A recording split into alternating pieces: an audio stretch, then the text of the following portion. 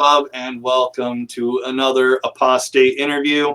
Tonight, I've got somewhat of a newcomer to the atheist skeptic community.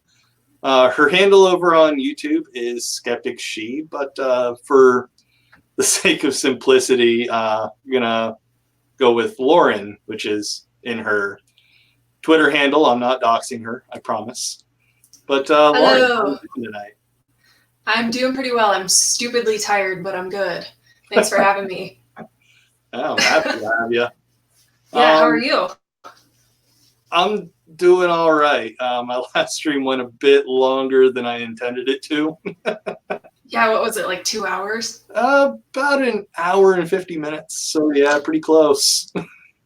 Yeah, we know how to talk. Yeah. In this community, we know how to talk. Yeah, brevity is not our strongest suit. Nope. That's okay. But I like to start off all my interviews the same way. I like to have my guests discuss themselves and their channel a little bit. So tell us a little bit about Lauren and SkepticShe.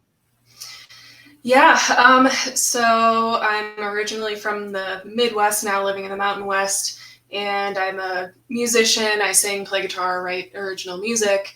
I have a band called Overworn, and then got into YouTube, I think, back in March, and I'd been making just videos of me playing covers for a while, but decided to actually make an official atheist/skeptic channel back in the spring. And I don't really know what specifically prompted it, but I had been lurking on other people's channels for quite a while and decided to just give it a go. And I think it's going really well, and it's a lot of fun. Awesome. Yeah. All right. Like, do you have any upcoming projects, or like, what's your video schedule like? Yeah, so right now I don't have a specific schedule. It's kind of hard to make things work when you're living in an apartment and you have to figure out, when is your neighbor going to be quiet? When is it too early? When is it too late? Plus, I have a full-time job and all that fun stuff. So I'm going to start to try to do once a week. I don't know how that's going to work because I spend way too much time editing, but we'll see. I'm hoping for once a week, but right now it's like once every 2 or 3 weeks. All right. Yeah. And then coming up, I think I'm going to do another Scientology video. Probably going to film that tomorrow. Junk mail from them, and it's awesome. And I could just ramble on for days about them. But I do want to break away from the Scientology stuff and go back to telling some personal stories again soon. All right. And it's definitely good fodder for your channel. So yeah. I take it. I think Scientology was like the most searched term for people to find my channel, which is really weird. But I'm like, all right, I'll go with it. All right. So jumping into the apostate part of the interview, what's your former religion?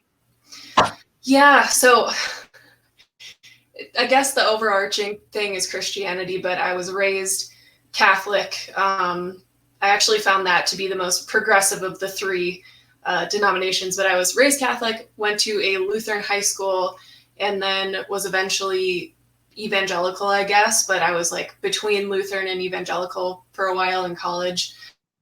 And then a year after college, went to the dark side.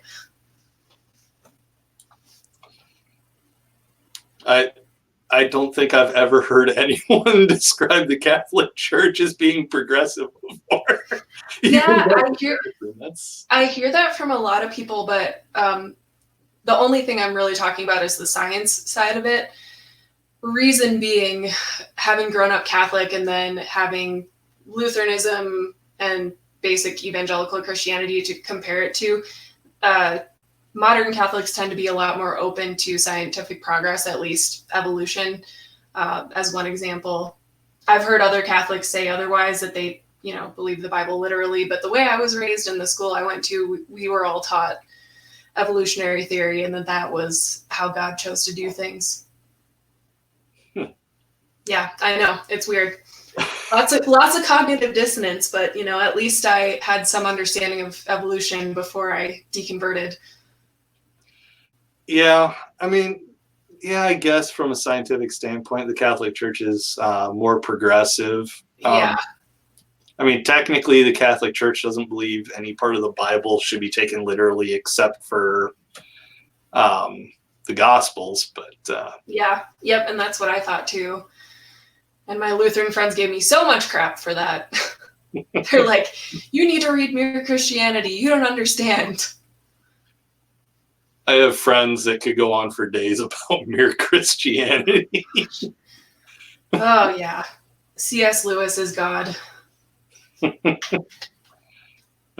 So this can be, from just give me something from each religion you practice. What's the craziest thing about each one of them?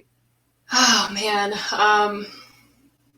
Catholicism, I think the weirdest thing for me, at least growing up, was mandatory confession. I thought that was pretty strange and uncomfortable. And having to kind of come up with something that you're terrible for to tell an old man in the back of a church when you're 7 is really awkward. And I just pulled stuff out of my ass at confession all the time. It was great. So that was a little weird. And then at the Lutheran Church, I don't know. I can't think of anything really specific, but there were so many things where I was just like, this is so far off of what I was raised to believe. Why do you think the Bible is 100% inerrant? Things like that. But I'll be making videos in the future about more details of my Lutheran high school experience. I have some pretty funny stories from that time. And then evangelical Christianity, I guess I was technically non-denominational. I don't really know. But the homophobia, the queer phobia, I think was the most prominent in the evangelical church, which is weird because it's supposed to just kind of be general Christianity, not any specific, station. So, just othering people and all that kind of stuff. I thought that was weird, but I'm sure I'll have more funny stories at some point on my channel. All right. You roboted a little bit. I understood everything you were trying to say, and I'm hoping the audience did as well. But you did tell me to possibly expect that. So yeah. So I wonder if this needs to be closer. I don't know. Wireless internet's weird sometimes. Well, yeah. Let me know if it keeps happening. Is the chat in StreamYard what people are? Is it the same chat as YouTube, or how does that work? Okay. Yep, same thing. Yeah, I'm not sure how StreamYard's done it, but they're connected to YouTube, and we don't need to have the YouTube page open, dragging even more internet away from this. So yeah, okay. Okay, well, just let us know in the chat if you can't hear me at all, because this webcam, it has pretty good visuals but not good audio. So how long would you say you were, because you were raised Catholic, how much time did you spend in each? So I was Catholic from, well, it wasn't a choice, obviously, but from birth till, I think, end of high school to like mid-college, maybe early college, just because that's what I was used to. Even when I went to a Lutheran high school, I still identified as Catholic, and then met a Lutheran guy, started dating the Lutheran guy, and that's a whole other story, in college. And so then I started to identify as Lutheran because I agreed with a lot of what they had to say at the time, but that didn't last very long. That was maybe like a year or so of calling myself Lutheran, and then the generic Christian, evangelical, whatever you want to call it, was only another year after that.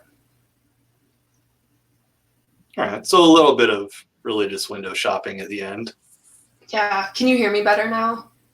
Yeah, I've been able to hear you the whole time. It's just, Okay, good. for about 2 seconds you were roboting because of Okay, internet connection. good. Okay.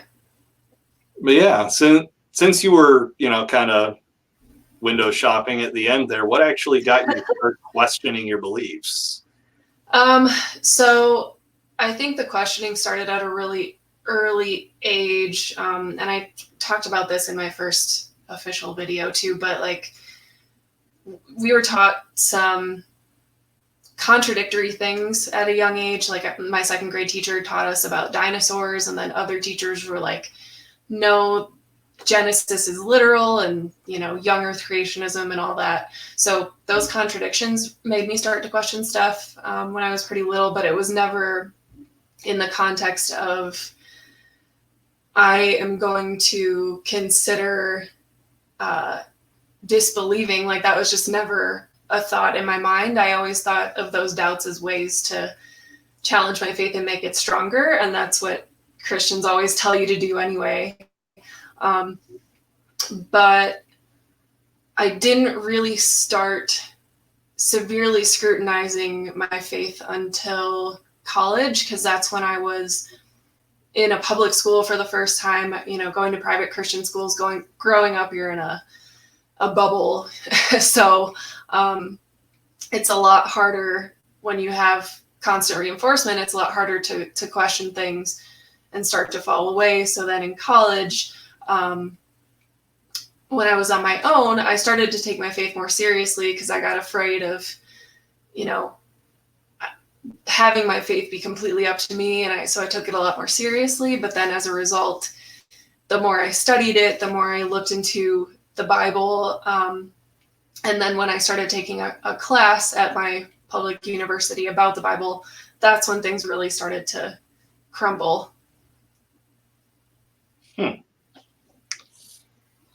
So it was kind of exposure to something that wasn't really kind of constantly pushing religious ideology on you that kind of formed those first cracks, I guess, then?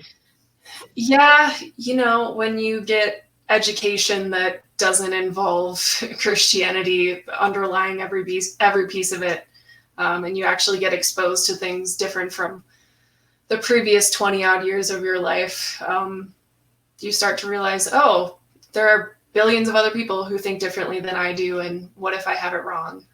Imagine that. Kind of sounds like Pascal's wager in reverse. Yeah. Like, oh shit, there are like 5,000 other religions out there. Yeah, and it's one of those things where that they're out there, but you're so confident that they're wrong when you believe one of them. You're so confident that all the other ones are wrong. Yeah. Yeah, it's misplaced confidence, I think, but. Oh, yeah. So was there like a straw that broke the camel's back? Obviously exposure to other ideas and stuff like that formed the cracks. What actually, cracked the stone in half? Oh, yeah, I don't think there was one specific moment, but there was about a year-long period where one of my family members, I'm not going to out them here, but one of my family members deconverted, and that really got me thinking a lot more and doubting things a lot more. And then a friend of mine and I were chatting on their porch one day, and it wasn't a super intellectual conversation, but we just started talking about our beliefs, and this person didn't believe at all, was totally an atheist, and just started asking me questions about why I believed what I believed. And it was questions that no one had asked me before. Things as simple as, I would say something like, well, the reason that we have church is because we think that there's power in numbers and lifting up prayer to God and all of that. And people are more likely to heal or feel supported or have God answer their prayers if multiple voices are going up. There are a whole bunch of issues with that, but he responded to that with, well, isn't that just group thought? And, in the past, I would have, maybe a couple years before that, I would have been able to just brush it off and be like, Well, no, of course not, and my faith wouldn't have been shaken, but that particular conversation, I was just being asked questions, really, really simple, not even intellectual questions, that got me thinking. And I was just at a point where I had to seriously start digging into it more than I ever had. And so I think I spent only like a week or 2 weeks looking through the Bible again, and then watching a bunch of deconversion stories on YouTube.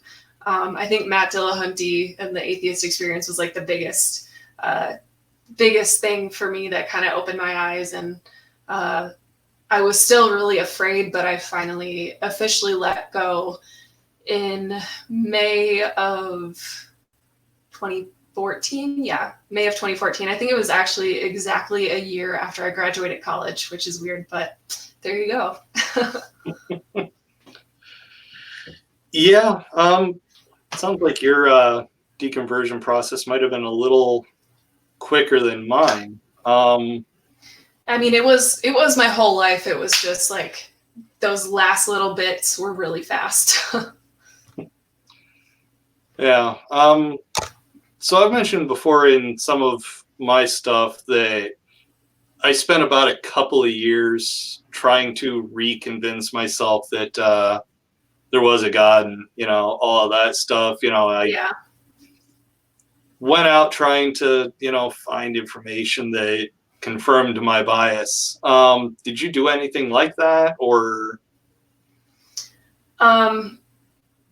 Yeah, I don't know. I guess confirmed your bias in what way? Like, basically trying to find scientific, I can't talk tonight, evidence that there is a God, just the kind of bending over backwards mental gymnastics that like creationists will do. I spent a lot of time doing that just for creationism. Yeah, I spent a ton of time reading apologetics books. I got really into William Lane Craig. Now I can't stand him, but he was actually the person that my friends who knew I was doubting told me to go watch when I was in college. And so that kind of kept me on the straight and narrow for a while. But yeah, I would eat that up. I would listen to sermons by, gosh, he's another terrible person, and I don't think his church exists anymore, but Mars Hill Church, I think, have you heard of Mark Driscoll by chance? I've heard of Mark Driscoll. I can't think of anything he said offhand, though. Yeah, there were all kinds of scandals around him later in his career, but before that, I would just constantly listen to his sermons, and one of the things that really stood out to me that I always kept in the back of my mind was Jesus will forgive you for anything, but the one thing that he will not forgive you for is not believing in him. And so that, I guess, scared me into staying, which seems to be a common story. Yeah, religion does love its fear. Oh yeah, doesn't it though? Both of us were Catholic for the majority of our lives. Yeah. So we're both pretty familiar with the guilt. Oh yeah. Catholics love some guilt. Yeah. My Catholic school teachers, and I will grant them, the education was great. They were terrifying because they had all been raised by nuns and they acted like it, and it was intense. Yeah, my mom went to Catholic school when she was a kid, and this was way back when the nuns were allowed to be even scarier because they were allowed to hit you. Oh yeah. Yeah. Yeah, she really got the worst of it. Well, even further back in history, it gets worse, but Yeah. Kind of want to talk about your channel a little bit more. You said you started off playing music on it. Yeah. Anything in specific you want to know? I mean, what kind of music for everyone who hasn't seen your stuff? Yeah. Oh my gosh. It's I always tell people that it just depends on the day. I'm just all over genre-wise, but I think my home as far as music goes that I grew up on and still love to this day is pop punk, like early Fall Out Boy, Motion City soundtrack, Paramore, even though I hate being compared to Paramore, all those 2006 pop punk bands. And then now, the older I've gotten more into really, really early stuff that was around when I was either not even born or very, very little. 90s emo. I'm just going to throw some names out there. Sunny Day Real Estate, Appleseed Cast, just some of that grungier emo stuff. And that's actually what I'm working on now. I've been playing for a little over half my life now. Started playing guitar when I was 14. Wanted to sing for quite a while, but was always too scared up until I was like 17, 18. So yeah, and it just kind of took off from there. I always do like open mics. I'm trying to do them more now. I just moved across the country a couple years ago, but yeah, mostly focused on recording a new solo album right now. It's going to be 7 songs and it should be done by probably November, I'm hoping. So yeah, Awesome. should be cool. Yeah. When that does finally happen, send me a link and I'll add it to the description for you. Yeah, for sure. Thank you. Sometimes people come back and watch old interviews and, sometimes they take a trek down to the description and see new stuff. Yeah, and I wasn't expecting a lot of people to be able to make it on a Friday night. So yeah, let's hope that people go back and check it out. Oh yeah, I'm gonna spend the weekend advertising this a little bit if the views aren't awesome. Yeah, up there. So what about the more atheist and skeptic side of your channel? What got you to start making those? Yeah, it was mostly, so like I said, it was just mostly being a lurker on YouTube and realizing that I had a lot to say about my story as a former Christian.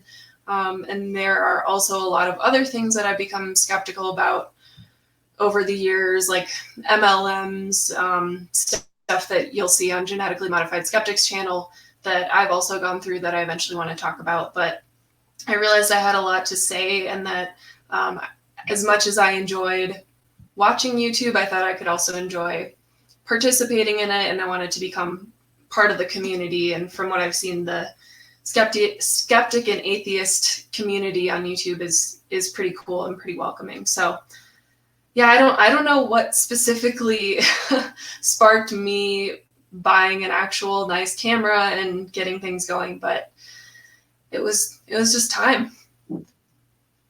I'm glad you did for whatever reason, because you make some pretty good videos. Thank you. Yeah, I'm really glad to be here, and it's a lot of fun, and I'm learning a lot too. By the way, everyone, there are links to her channel down in the description. So as soon as this is over, head to those and click follow, subscribe, whatever button it is the social media app has, because it's different for all of them. They can't agree on something. And I was recently peer pressured into joining Twitter, so I'm now there at SkepticShe. I'm also on Instagram at SkepticSheYT. I'm not a huge fan of Twitter, but I've actually been using it quite a lot. So if you want to chat with me there you go. Yeah. So I have at least one more question. There's probably more questions about your channel, honestly, but the one more pressing one that I have, I recently interviewed Bionic Dance, and one of the kind of regrets she said she had was not making a separate account for YouTube atheism from her original intent, which was graphic design and animation. Or do you think you might have anything resembling that with your music? Yeah, I thought about that because I don't necessarily want, so my music used to have my full name on it everywhere, and I didn't necessarily want potential employers or even my current coworkers Googling me and finding my SkepticShe channel, because even though there shouldn't be discrimination against atheists, it does happen, and I just didn't want that to come into play. But then I realized, on the other hand, not only can I change my name on everything and make it a little bit more challenging for people to figure that out, but the second thing, there are three things, but the second thing is that if people find me, so what? I'm not saying anything on my channel that is degrading to protected classes. I never enter into, or at least really try not to enter into character attacks of Christians or anything like that on my channel. So I don't think there's any dirt that people could have on me other than like, you're really weird, you have a YouTube channel. But then the third thing is, I don't like having things in multiple places. It was really just kind of a convenience thing. I've had my channel for, I think, 10 years now, maybe more, and I just didn't want to start all over. So there you go. I just rebranded, and I figure we can figure out down the road if for whatever reason I have tons of subscribers in the future. I don't know if that's going to happen or not, but if that were to happen and people say that they want a separate channel for the music, then I'll think about it. No. Well, I mean, I think it would be more of a separate channel for skepticism and atheism. Yeah. Because it is vice versa. Yeah, it is actually really cool that you have music on your channel too, because that, shows people that atheists aren't these two-dimensional objects. We have interests outside of, debunking religious claims and all that. But yeah, for like that was more for, the sake of your music portion of the channel than anything else. Yeah. And I think eventually, as I have new music coming out, it's going to be a little more challenging to separate the two when people are looking for me.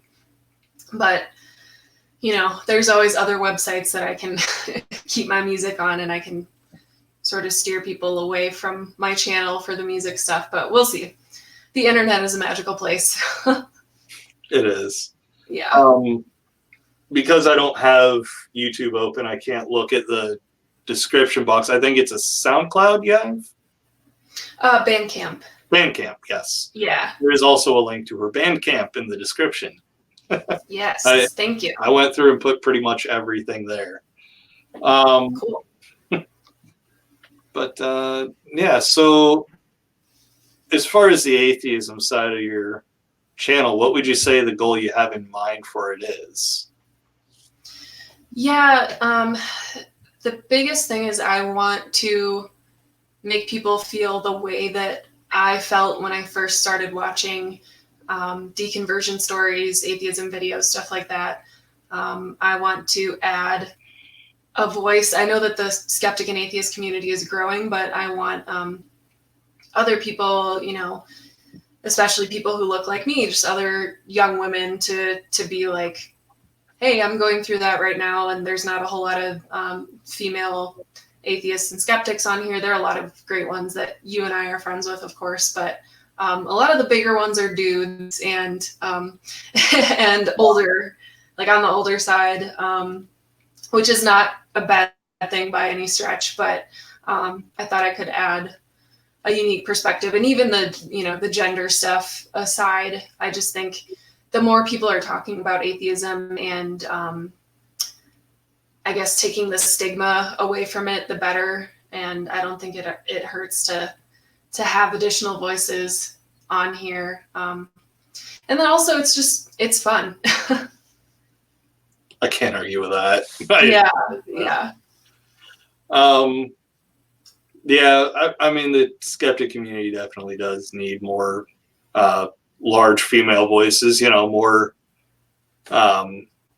females with larger subscriber counts, because your side of the gender spectrum is pretty poorly represented.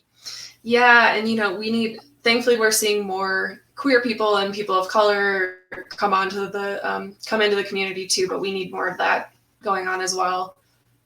Yeah. Let's see, what else?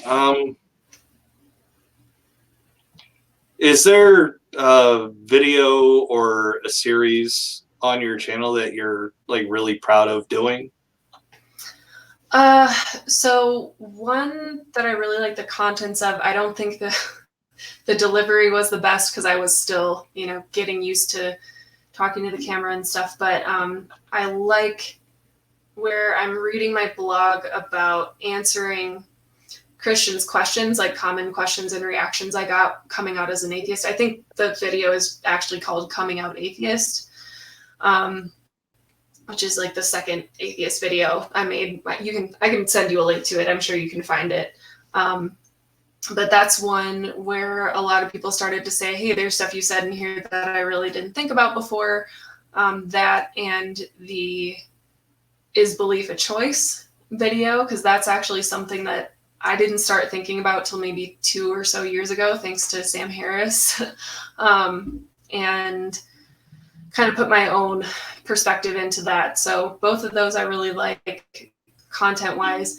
Entertainment-wise, what I had the most fun doing was the last 2 videos, with reading the Scientology magazine and the Jehovah's Witness pamphlets, all that fun stuff. So I definitely want to do more of that and not just straight educational stuff. I want to tell more fun stories and get a little more personal. So, yeah.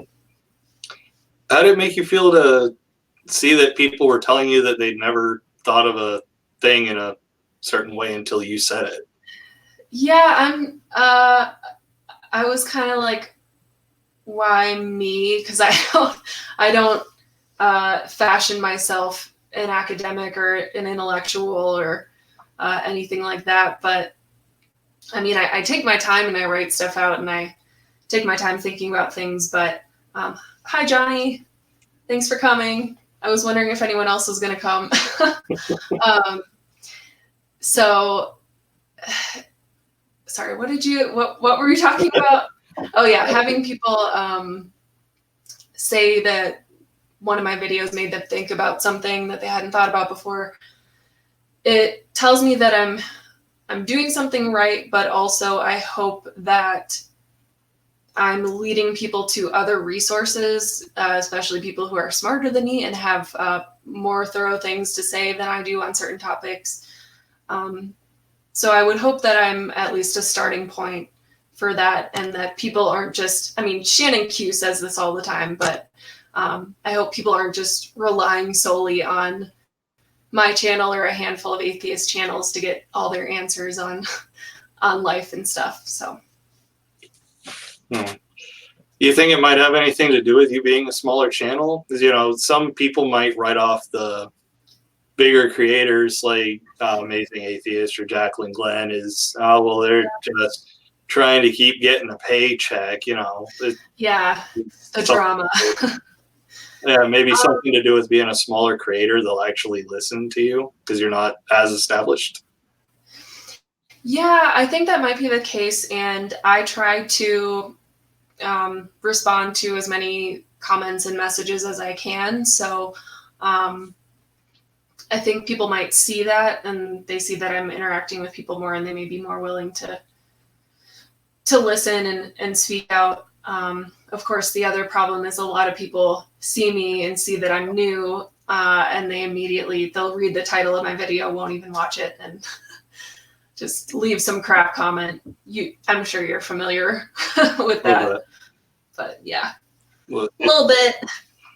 It's, it still counts as a view, honestly.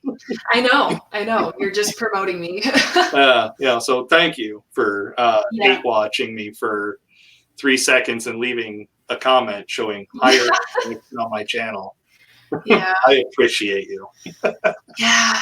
If only we were big enough to monetize those hate views, right? Great. Yeah. We'll get there.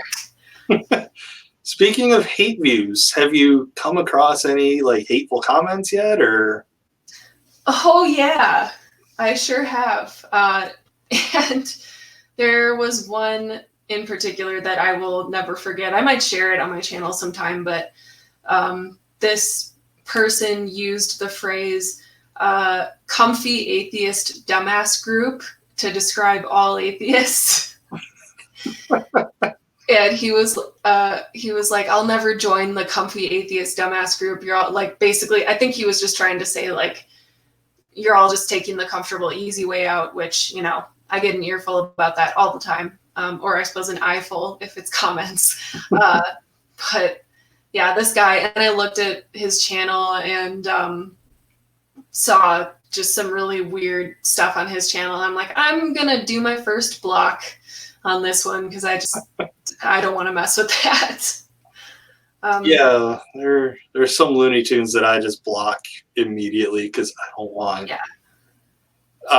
whatever the hell that mess is gonna be. Yeah, and there is a comment that I posted on Twitter that you can go take a look at.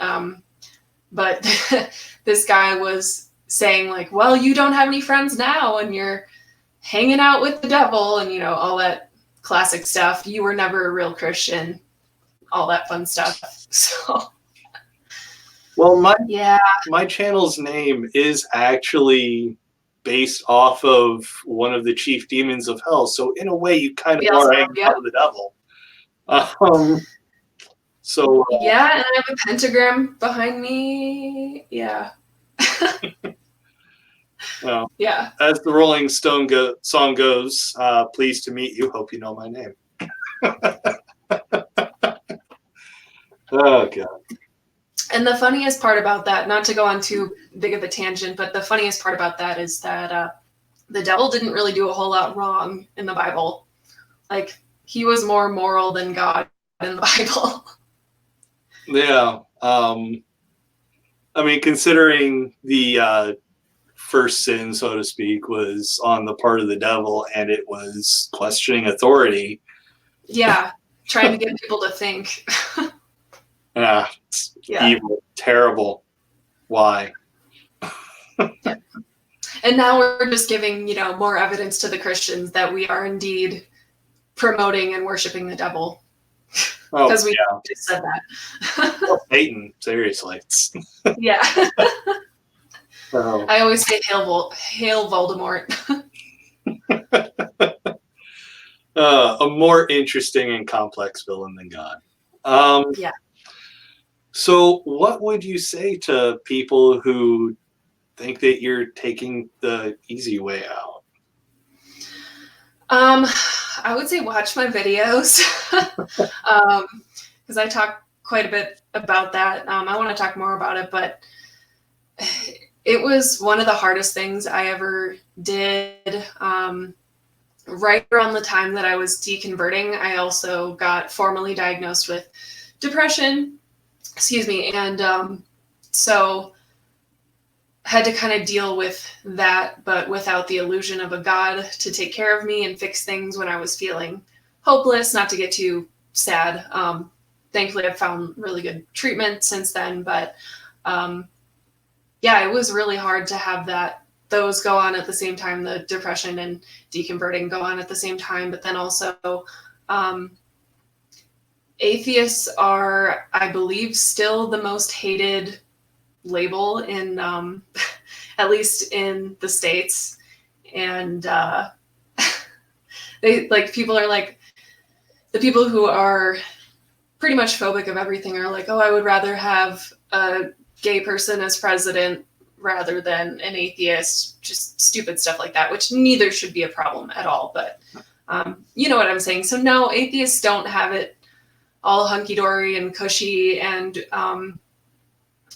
frankly, it's not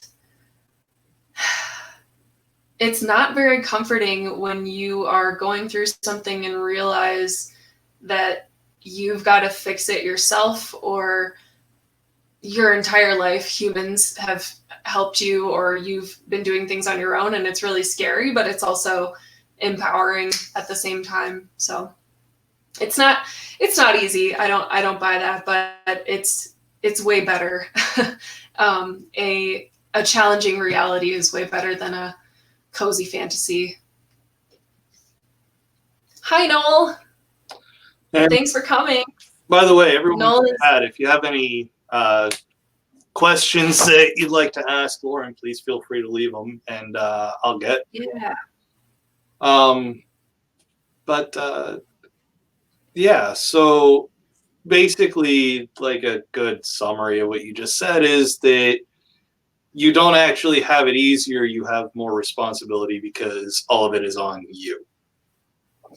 Yeah, and well, I guess it's now I have a realization of the responsibility, because I had the responsibility the whole time. I just had an illusion that I didn't. So, yeah, I don't get to be all cozy, comfy, and praying away the bad, or feeling like I'm helping other people by just praying. Or tithing. Not giving churches money anymore. Yeah, now we have all that extra income that we're not tithing for drugs and booze and hookers and other and buying pre-cooked babies. Yeah. See, I don't pre-cook mine. I haven't found a restaurant that does it right yet. I prefer to smoke them myself for about 12 hours with like a really light kind of marinated, Yeah, you got to do it right. Otherwise, you can. I mean, I'm just too late for that. That's fair. Okay, before we get too gross.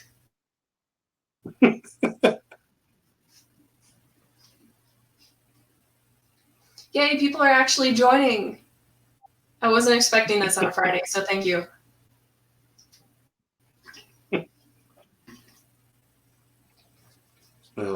So what do you want to do before we get too gross? or are you saying? Stop. No, I was just stopping us from talking about our cooking methods of infants. Got a little lost in translation there. Yeah. But again, we don't have to worry about getting demonetized for talking about all our satanic rituals. So. Yeah, I'm not monetized to begin with. So yeah, I know. Screw it. Neither. That's what I'm saying. We've got nothing to lose. Oh. Well, speaking of all our satanic worship and all that, what was the hardest thing to get over? Like a fear of hell or something like that from your phone? Oh man. Yeah, fear of hell, and I talked about this in my first video, but fear of hell was like the last straw for me, because that was just pounded into my head, like I said, with listening to that Mars Hill pastor, Noel. That was kind of the last straw for me, because I just always held on to the idea that I am absolutely screwed if I reject God. But at that point, what made me let go of that fear was realizing that it wasn't a choice, really. And if I said that I believed from that point on, I would just be pretending, and God would know anyway. So I would be screwed regardless. And my family member that had previously deconverted, I called them about it, and they were like, do you really want to keep believing something out of fear? And that was all I really needed to hear. So that was the hard thing. But then the other really difficult thing was friendships. There are a lot of really, really close friendships that I had in the church that I lost immediately when I came out as an atheist. And there are some that I've kept, which is really nice. And that's been good. And we've talked about things a little bit, but some of my best friends I lost just because I don't believe anymore, even though I very openly and willingly said, hey, I still want to be friends with you, and like, I don't want you to feel judged or ostracized. But they weren't willing to figure things out. And that just kind of tells me like, oh, you loved me for what I believed and not necessarily who I was. So I don't really need that in my life. So yeah, that was the really hard thing, aside from the fear of hell, was losing those friendships. But I've gained a lot since then, a lot more genuine ones too since then. That's good. I mean, how did that initial loss of your friends feel? Because I experienced something pretty similar, actually. Yeah. So at first I felt guilty because initially, and I know this happens to a lot of recent deconverts, I guess, but at first, when I first deconverted, I was very angry because I felt like the previous 23 years of my life, I had been fooled and duped, and I started to really see the Christian church and even other religions for what they were. And yeah, I just felt super angry, and that was what made me feel empowered, was the anger. So just, yeah, right. In my first couple of months of being an atheist, I was your typical pissed off, annoying atheist. And I think that scared at least one of my Christian friends away. Even after we talked through things and I had calmed down, that was still, I think, a little much for them. But yeah, I don't know if that's ultimately what pushed them away. So yeah, I felt guilty. And then after that, I felt betrayed, because I was like, well, why were you my friend in the first place if you only liked me for what I believed? So yeah, so it was tough. And not to make this a super depressing stream, but there's your answer. Yeah. Real quick, Johnny Drive-By is saying, I'm not so sure they have the live chat that they can look at. So are we just seeing a portion of people, or are there just not that many people on the call? Because I just want to know if we're missing anyone. Unfortunately, I think this is just all that we have watching. Okay. Because we are seeing the chat from YouTube in the side there. The weird thing for me is I'm only seeing like half of. Really? Like, I can only see a certain character amount. Whatever. Not a big deal, but I just want to make sure I'm not missing anyone. But I don't think we are, so that's good. Yeah, I want to take a look at that real quick.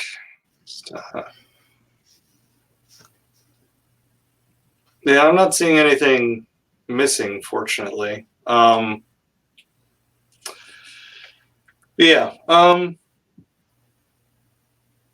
am curious. Do you have more music coming to your channel anytime soon? As far as I don't know, like I said before, it's like, so Noel in the comments is actually the one who is recording my solo album right now, the album I mentioned earlier. And I don't know if I'm going to release that specifically on YouTube, but I might play live acoustic on my channel. I just don't know that I want to put the actual tracks on the channel. So I'll probably do a little bit of that, playing my new songs, and then I'll also probably do some more covers. People hate when people play covers, but I think it's fun, and that's what I'm used to doing at gigs. So there you go. So yeah, probably soon. There's a lot more atheist-related stuff I want to talk about first, just because I'm so focused 100% on my solo album right now and getting that done before I do any other projects or YouTube music-related projects. So that's where I'm at with that. All right. Can you give us like a snapshot? I can't speak tonight. A Snapchat.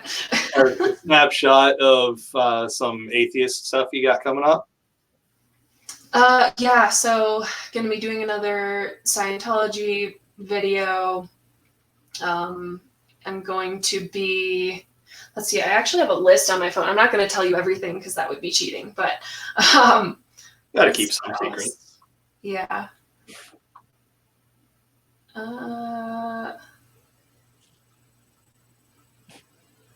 Ooh, yeah. So I'm going to be telling a story from my Lutheran high school that is pretty ridiculous. Yeah, there's a bunch coming up. I have like 6 or 7 videos I want to make pretty soon on all kinds of different things, and then we'll see if I if there are any in particular that people really like, and maybe I'll start a series on something. But Scientology is probably next, even though I'm not a former Scientologist. It's just fun to talk about. I mean, they're throwing stuff at you. You might as well use something with it or do something with it. So yeah, it's coming to my mailbox, you know. Yeah. Free press for them. In this community, I think it might more be fodder and entertainment for us than advertisement for them. Yeah, no. Shannon Q has. I think she's been getting the same mail that I've been getting from Jehovah's Witnesses, and she's actually been requesting that Jehovah's Witnesses come to her door so she can chat with them and question them. I'm going to make videos on it. I don't know if she's going to do it because it's like a privacy thing, you know, probably a legal thing, which I totally understand. But even if she could just talk about it after the fact, I think that would be so awesome to hear. And I'm sure entertaining. Oh.